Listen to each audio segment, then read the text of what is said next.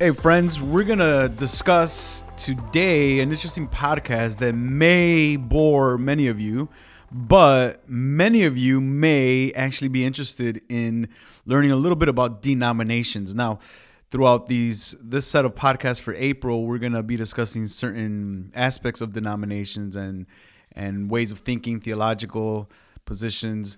But I thought it would be great to just initiate with a broad sense, a general sense of where denominations came from.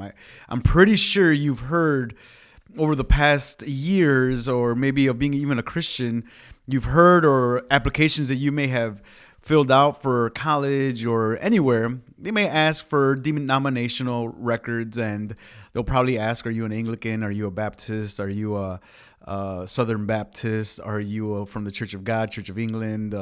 And the list goes on. Are you a Methodist? Are you a Wesleyan? Are you a Holiness? And it keeps going and going and going. And in many cases, a lot of people get confused and they don't know what they are. And there's a broad category. It's kind of a catch-all for a lot of modern churches that consider themselves non-denominational, which means they don't adhere to a specific denomination and confession. And we got to get into this a little bit because we have to understand, at least from some of the top denominations.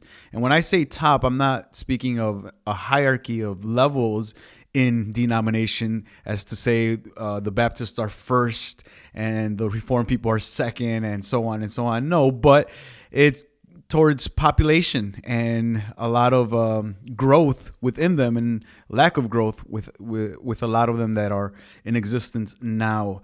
So if we start off in the 16th century, which is a good place to start. Before that, we're really dominated by a lot of church history as far as the Roman Catholic Church during the Middle Ages began to grow, probably since the middle of the 6th century with Pope Gregory the Great, and then it kind of established some type of Roman Catholic system, and we could argue about that a little bit, but that's just a broad term. So there's a lot of different angles between the years 500 all the way to the years 1500, all the way up until Martin Luther comes into the scene in the early 16th century. Before that, there's really just a battle between orthodoxy with the Christian world, or the Catholic world in the sense of universal world. The Catholics were considered Orthodox Trinitarian people, not the Roman Catholic Church, because it didn't exist prior to the years 500. But they were considered Catholic because they believed in the Council of Nicaea, which affirms a creed, and it establishes a Christological creed affirming the deity and the humanity of Christ in Nicaea. It goes on to Council of Ephesus, and then later on the Council of Chalcedon, 451.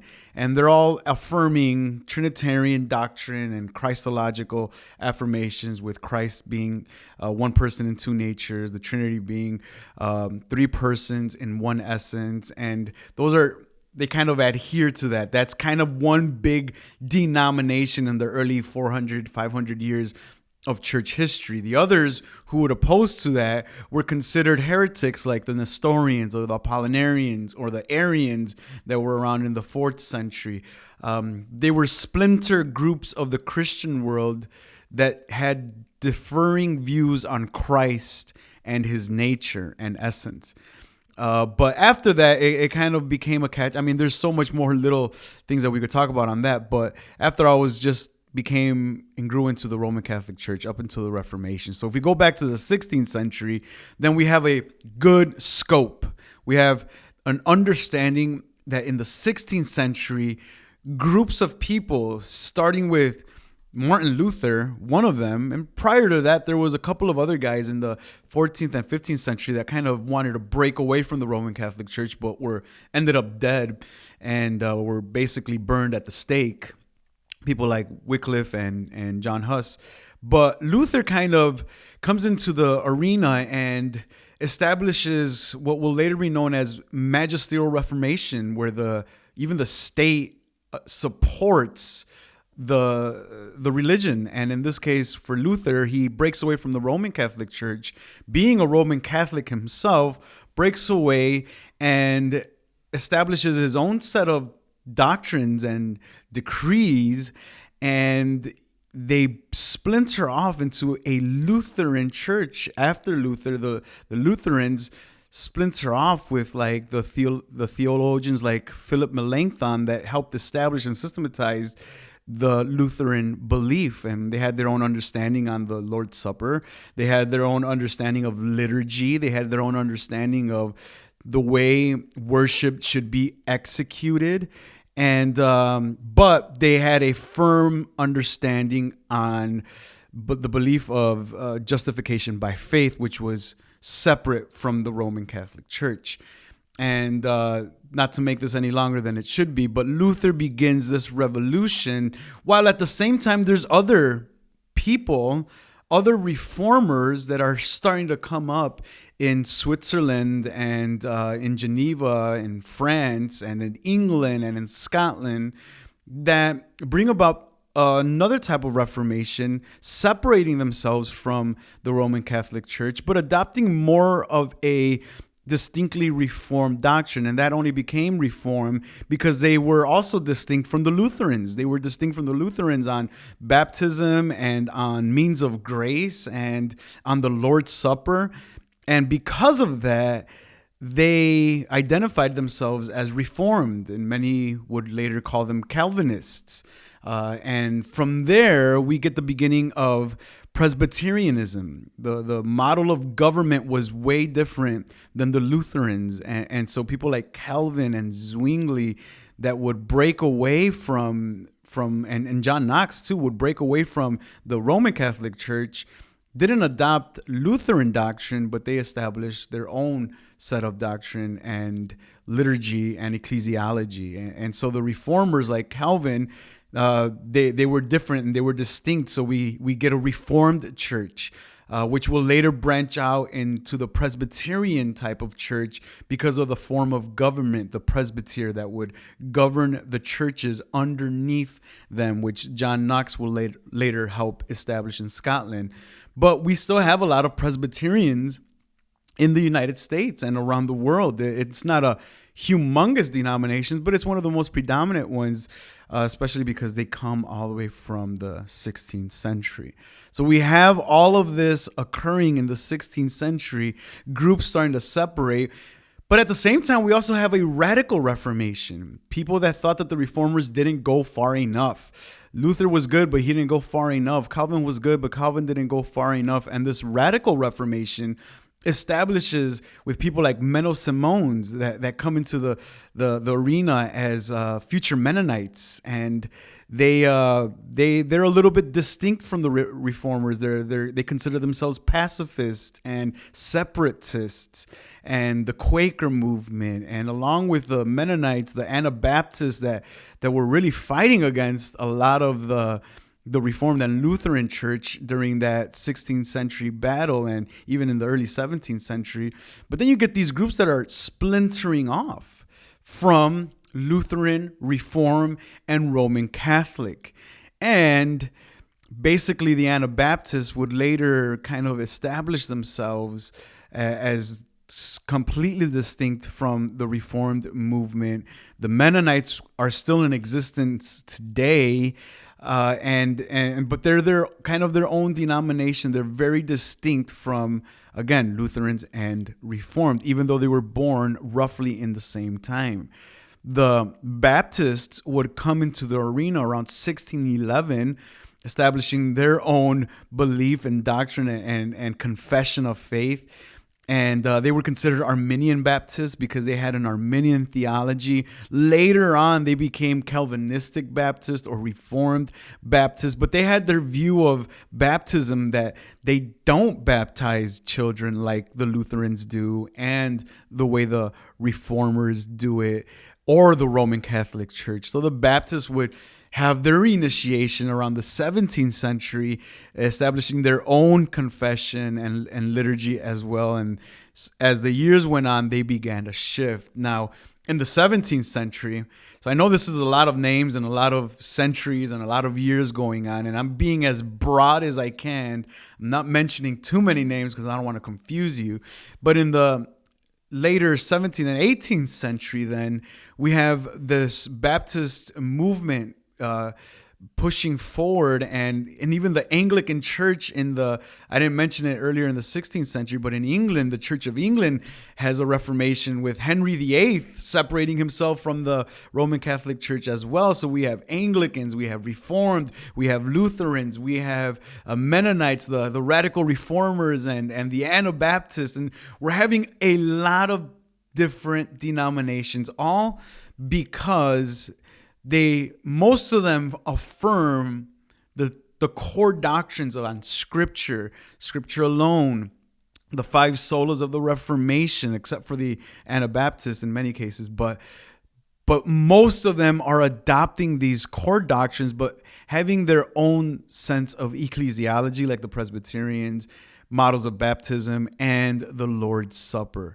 There's a lot of little details that we're not mentioning, but they begin to distinguish themselves like that. So again, as a quick summary on this, you have Anglicans in England, you have Reformed people in Scotland and in France, in Geneva primarily. You have Lutherans in most of Germany. You have the Anabaptists up in the north in Switzerland.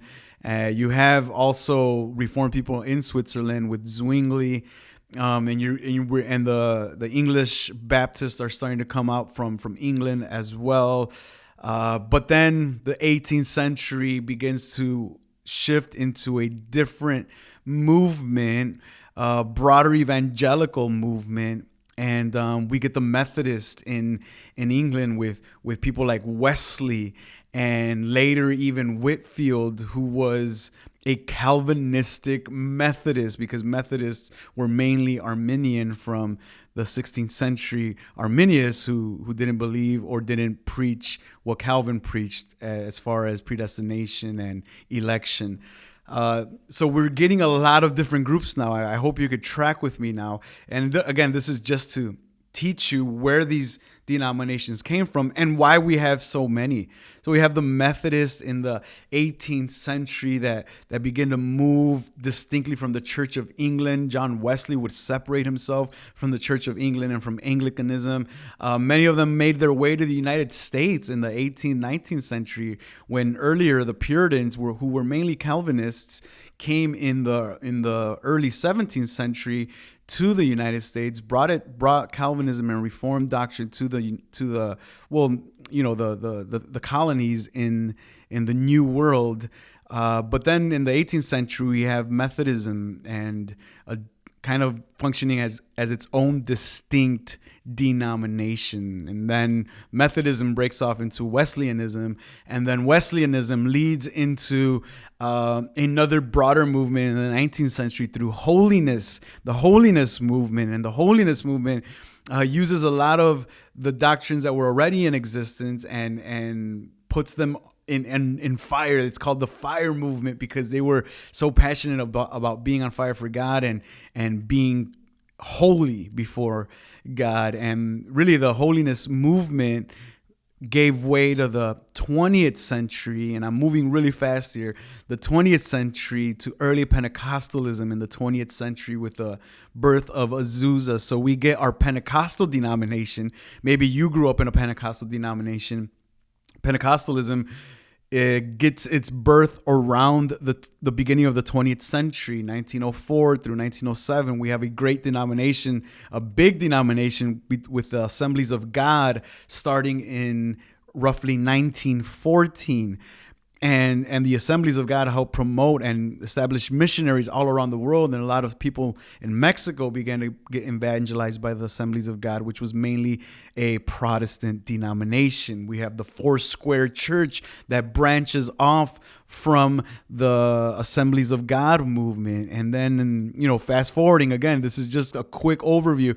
Fast forwarding again into the early 60s of 1960, you have a charismatic renewal, a latter rain movement which branches out denominations like the Vineyard movement and this whole Jesus movement that begins to start at the mid 60s and early 70s that branch off movements like the Vineyard, and you get all these other different denominations that are more casual and a little bit more laid back and has a stronger sense on the music, or emphasis on music now.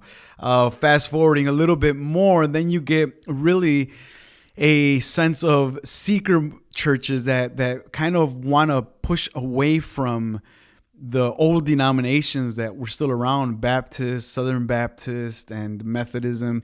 And they just kind of want to identify themselves as their own thing. No denomination, no real liturgy, no real structure. It's more easygoing so that people can find it appealing and different than what they would always say, your grandmother's church. And from there is many more.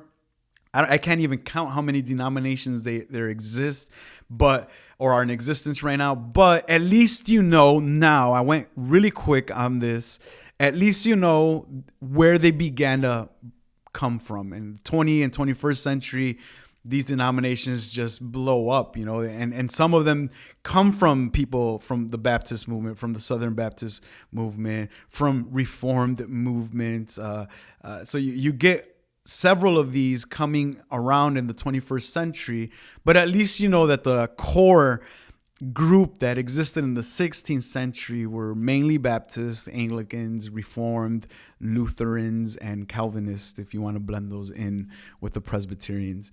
But I hope that serves you, and I hope that helps you. And if you have any questions, please send it to us on this podcast or through Facebook or wherever you're listening to this. Send us your questions, and we would love to answer them.